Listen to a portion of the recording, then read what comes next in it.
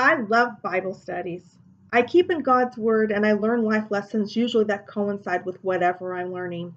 This last study that I did was Beth Moore's study on the book of James.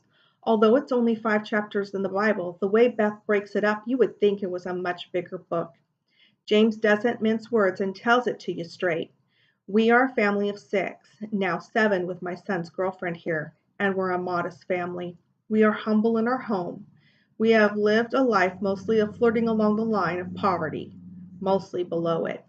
But when we have it, we give it freely.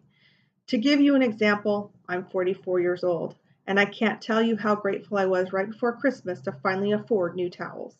We had ripped ones, towels with holes in them, and towels you could see through. It was time to replace them and throw them away.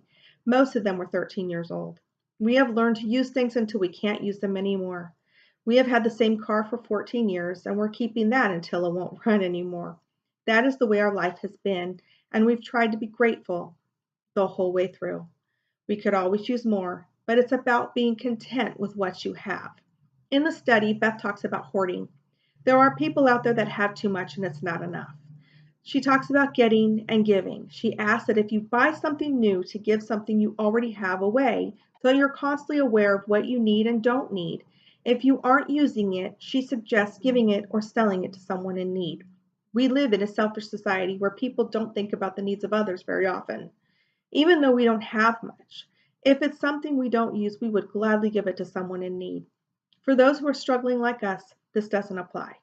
But for people that I've known who have money and find that spending it isn't as satisfying or fulfilling as they had hoped, should consider those who are struggling. I'm not talking about a handout, but maybe like my example. New towels could make someone feel better about their financial situation. Your selflessness doesn't have to be extravagant. Just be aware of what someone may be needing the next time you visit. Keep an eye out, or maybe just ask if you feel comfortable with that person if there's a need. In our case, where money is a hard thing to come by, tithing can be a touchy subject. But one thing that I've learned is tithing isn't always about money. God understands our finances sometimes don't allow for giving. Even when we haven't been attending a church, I've always tried to find a way to give to charities. But since we bought our house, it just hasn't been possible. So I decided a little over a month ago to quit all my Candy Crush games and give God and my family my time. What God really wants is a sacrifice on our parts, whether it's money, time, or studying His Word. He wants us.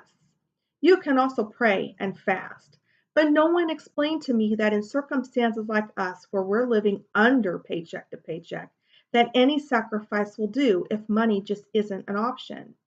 One thing that we find frustrating, and maybe you do too, is no one really targets those that are barely making it, barely able to pay your bills, barely able to buy food, gas, and clothing. Most people we listen to for advice in books, radio, podcasts, or even sermons don't address the poverty stricken and how to still have a selfless life. My husband was saying just the other day that we are to be good stewards of our money, but how can we give away what we don't have? Wouldn't that be considered foolish? I also believe spending time with others is a way of giving. Coffee with a woman once a week, men going out to breakfast once a week, engaging each other and praying for each other. Fellowship doesn't have to be at or in a church. Do Bible studies in your homes, watching a sermon on YouTube and discussing it, or gathering youth at your home and discussing meaningful topics with them and guiding them in this confusing world. Become engaged in your community. That is being a good steward of Christ. Sometimes we must find our own way of pleasing God and not always the way that we are told to. Be in constant prayer with God if this is an area that you are struggling with. He will guide you in what you can personally do to live a more selfless life.